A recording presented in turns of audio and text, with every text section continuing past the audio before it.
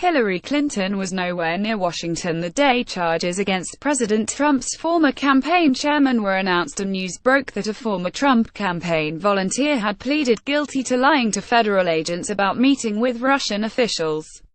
She was in Chicago where she promoted her book One Have a Great Chapter About Russia, thought about her Halloween costume I think I will maybe come as the president, and quipped about conservative media outlets' preoccupation with a vanquished presidential candidate while big news surrounded the one who won.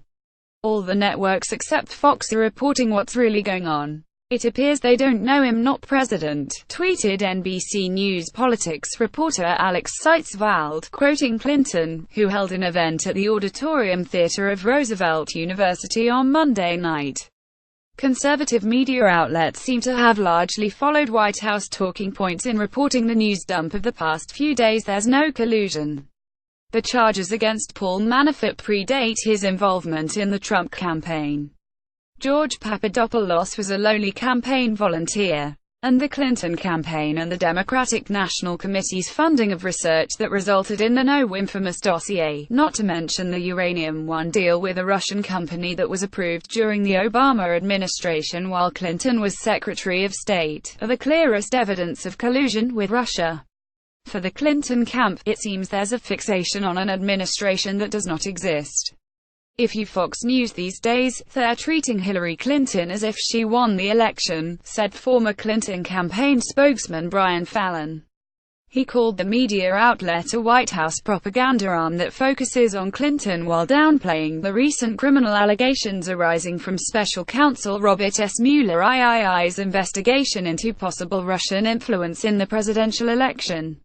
Fox News is certainly buying that alternative narrative, and they're trying to peddle it, but Bob Mueller is not going to fall for that.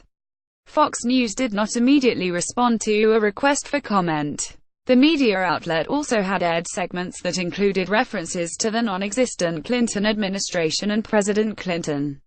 The speculation is so insane right now.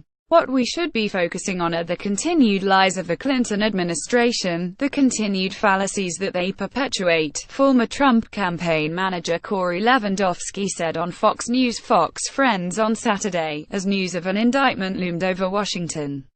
And here's Sean Hannity, one of the leading purveyors of White House talking points, in his Monday night monologue, which focused on Clinton, the uranium deal and the dossier. What did President Clinton, or President Clinton wannabe, President Obama and key members of the Obama administration, what did they know about the Uranium One scandal? The Clinton coverage continued to dominate in the conservative media world Monday morning, even as news broke that Manafort and his former business associate, Rick Gates, were told to surrender to the FBI.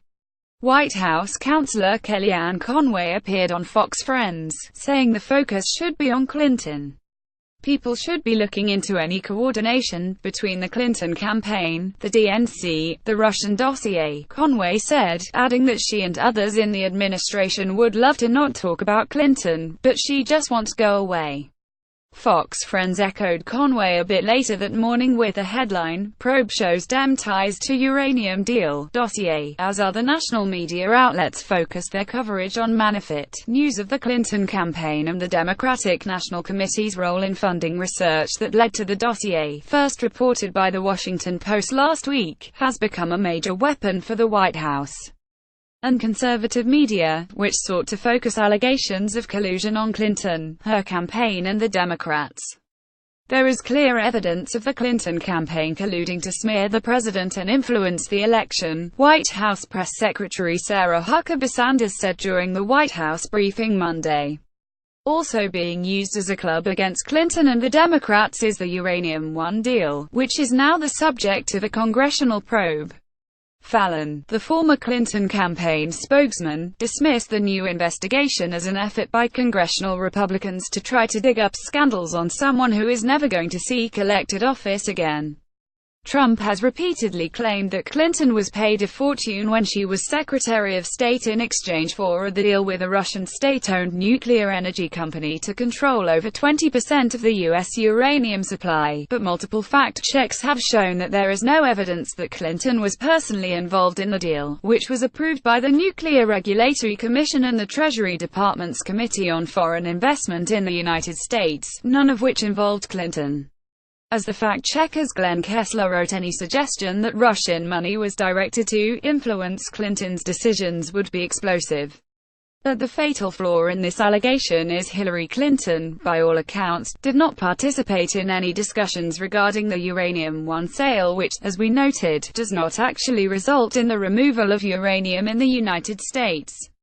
Cable news headlines remain just as disparate in the Monday evening broadcast. CNN first charges filed in Mueller investigation. MSNBC report first charges filed in Mueller Russia probe. Fox News, promoting a Hannity special. New details in Democrat scandals. The New York Post, which, along with Fox News and The Wall Street Journal, is also owned by Rupert Murdoch, had nearly dropped the story of the indictments from its homepage by Monday evening, focusing instead on UAL harassment scandals related to Kevin Spacey, Peyton Manning and Harvey Weinstein. Breitbart's lead story was about Tony Podesta, a prominent Democratic lobbyist and brother of Hillary Clinton's campaign chief.